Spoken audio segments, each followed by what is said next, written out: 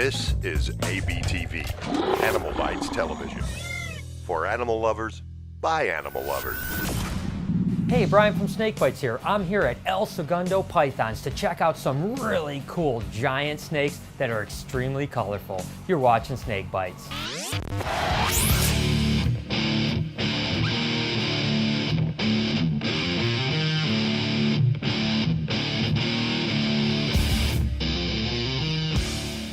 I'm at my good friend Jeff Kelly's place, El Segundo Pythons. Now, for some people, being in a room surrounded by giant pythons would be their worst nightmare, but not for me. This is absolutely heaven for me. I just love the huge snakes, and I've been keeping them since I was a kid, and Jeff certainly has some amazing animals.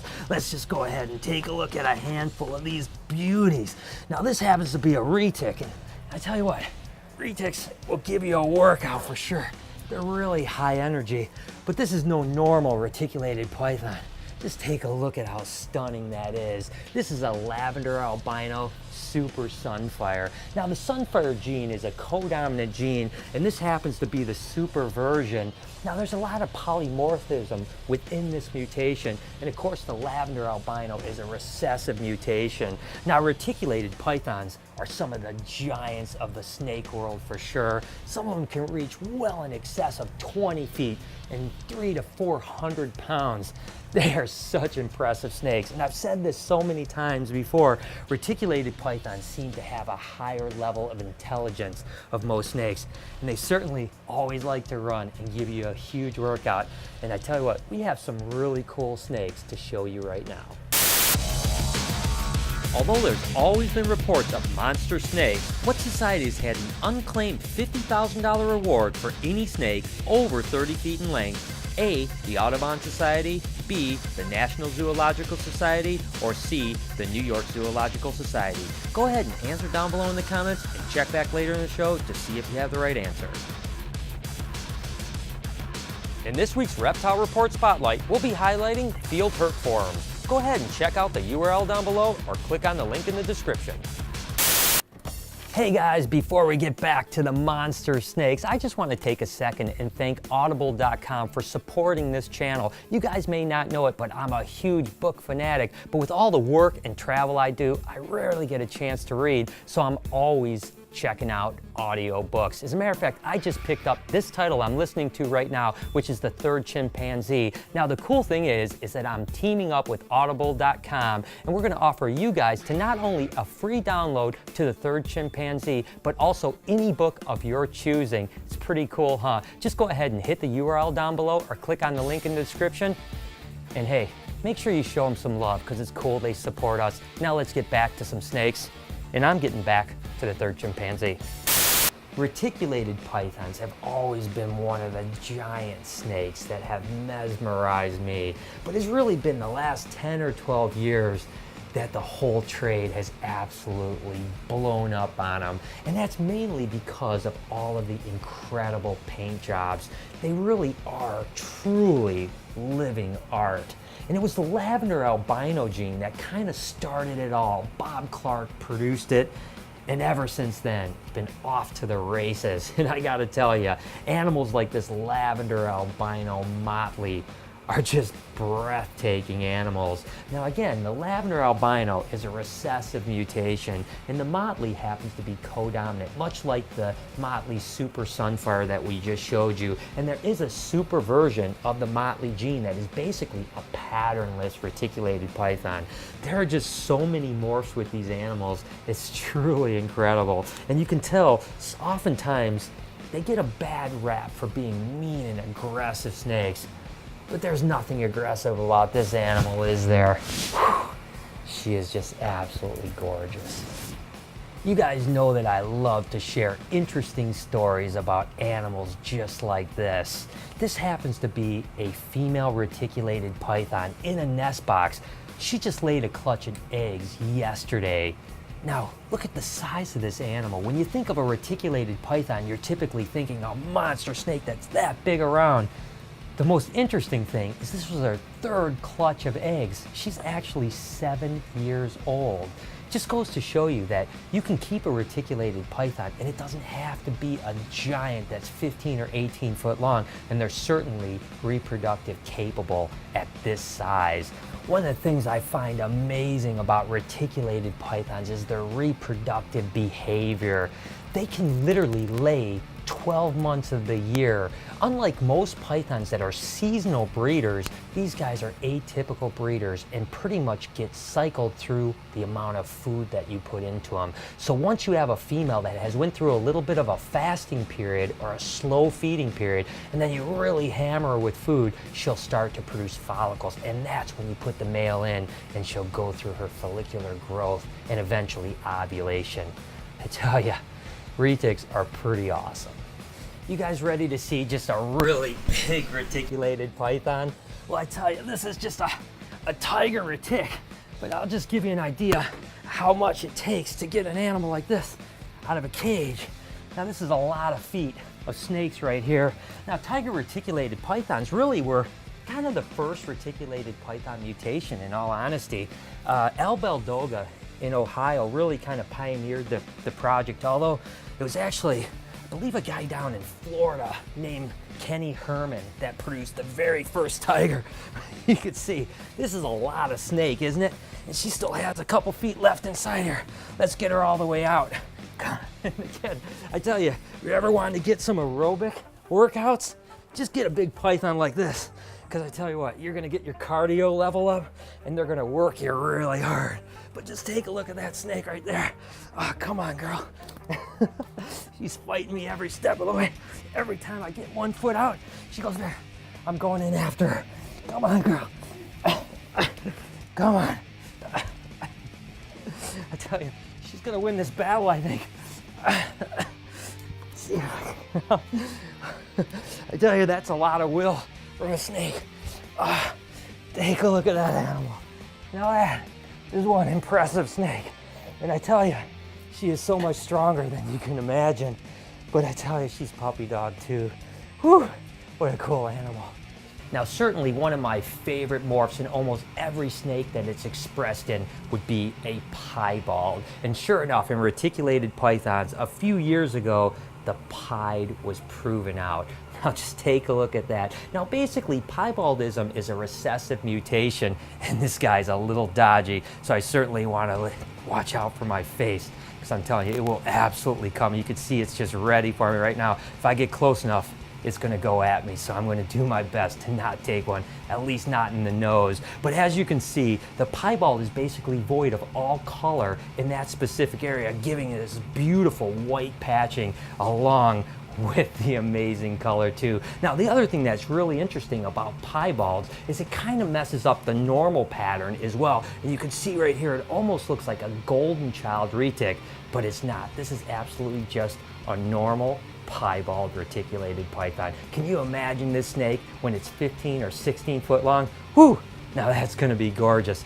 And I'm gonna put it back before it comes out. It is so ready to come right at me right now. It's pretty hard to keep up with all of the crazy paint jobs in reticulated pythons, but I tell you what, these are some rare ones right here. This happens to be a rennick ghost, which is a recessive mutation on its own that's not compatible with basically any other form of albinism or hypomelanism, so it's kind of a cool animal. But when you put it into the sunfire, holy cow, do you see all these oranges that are coming out in the side? For whatever reason, when you mix the sunfire with the rennick ghost, my gosh, does that make a super cool animal. And again, there's only a handful of these in the entire world. I'm not ready to say that reticulated pythons are as polymorphic or have as many paint jobs as, say, a ball python or a leopard gecko, but they certainly are starting to catch up pretty quick. This happens to be another pretty rare mutation that you just don't see very often. It's a recessive mutation that's called an anthrax. Now, it's primarily a pattern mutation here, where you can see these really big stripings completely wax out the animal, and just take a look at that head. It's almost like a silvery head, and the majority of them have some form of cross on them as well. And because this project hasn't been bred into a lot of different things, you have no idea what the future is going to be. This could be a key to some really cool looking animals down the road. Well, obviously these giants have to start out as babies, so I want to just show you a handful of really cool, smaller pythons that are eventually going to get a lot bigger. This one happens to be the gem for sure. This is actually the only one in the entire world. That's right, guys, I'm showing you something that is pretty cool. This is a lavender albino platinum tiger golden child. That's right, that's a lot to say, and that's a lot of genes going on right now, but just look at how amazing that looks. It's always just such a pleasure to be holding something knowing that this is it. There's not another one out there.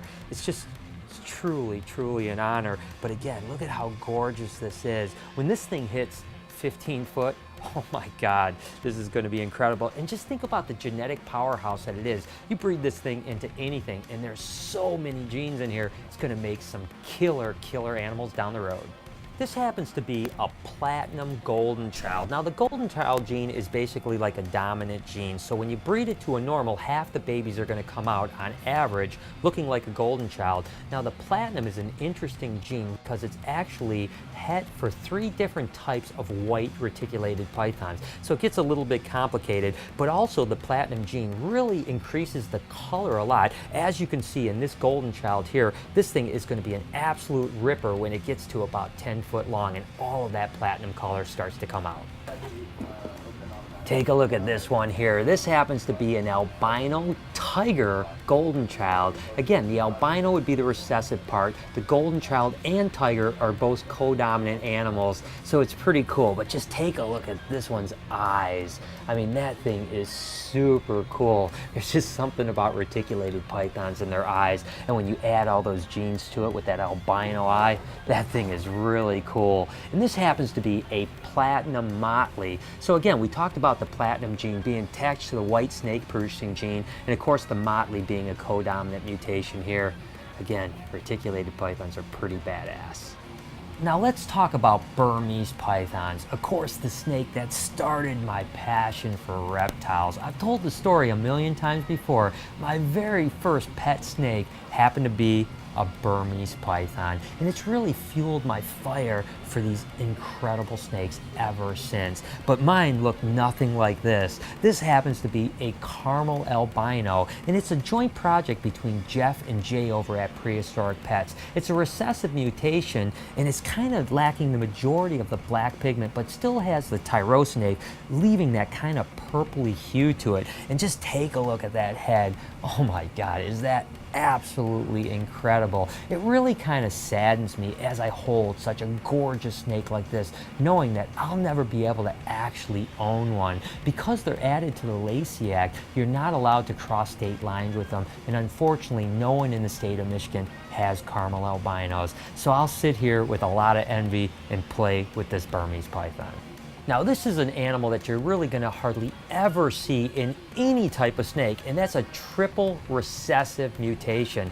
It is so difficult to have those genes line up to get all 3 genes together. So what this is actually both albinos, both caramel albino and normal albino, as well as a granite mutation. And I tell you what, that's one sick animal. Take a look at these beauties right here. These are actually hypo Burmese pythons, which is a codominant mutation. When bred together, they actually produce white snakes, which are ivories, and they're typically pretty feisty animals too. Now these actually happen to be het for green or patternless Burmese too, which kind of messes with the pattern a little bit. This would be a typical more hypo normal Burmese that you would see. And then take a look at this one right here. This is where that green or patternless animal really messes with it. Look at that striping. Now that's one gorgeous snake. Now this is a little snake with a really big attitude. But this happens to be pretty interesting because it's a hybrid between an Indian python and an albino Burmese python. And again, this guy has quite the attitude for sure. You can see he got me really close because that one got me right on the nose. But that's all right, because it's a cute little thing. And I tell you what, when Indian Burmese crosses come out albino, the orange just absolutely explodes. And although this little bugger might be a nasty little guy, ooh, you can see he just got my finger right there. He does not like being handled. It's still gonna be a gorgeous snake when it gets bigger. We certainly can't talk about giant snakes and not highlight the green anaconda. Now certainly it's not the longest snake in the world, but it certainly is the heaviest bodied animal. This particular animal is Megan Kelly's, Jeff's sister, and she has this amazing knack to tame out green anacondas. Now you guys have seen me handle green anacondas before. It has never turned out very pretty. As you can see, this one is puppy dog tame, and it's a great way to end this segment on big snakes. I hope you guys have enjoyed it half as much as I have, because I tell you what, this has been one awesome experience for me. Although there's always been reports of monster snakes, What Society has an unclaimed $50,000 reward for any snake over 30 feet in length. If you said C, the New York Zoological Society, you're 100% correct. Good job. So there it is. I hope you guys enjoyed the show. It certainly was amazing to see all these incredible snakes and such cool paint jobs. I really want to thank Jeff Kelly for all his hospitality. Make sure to check out his Facebook page. You can check out the URL down below or click on the link in the description. And as always, I was Facebooking and tweeting my way through it. So make sure to follow me over at SnakeBytesTV. Till next week, you've been watching Snake Bites. Back to common sense, if you see a sign near the water and it says there's crocodiles in there, obviously, be smart, don't swim. Yeah, exactly. It's just not that hard. Living with crocodiles, I've been doing it for most of my life, and with dogs. Like a dog. This is ABTV.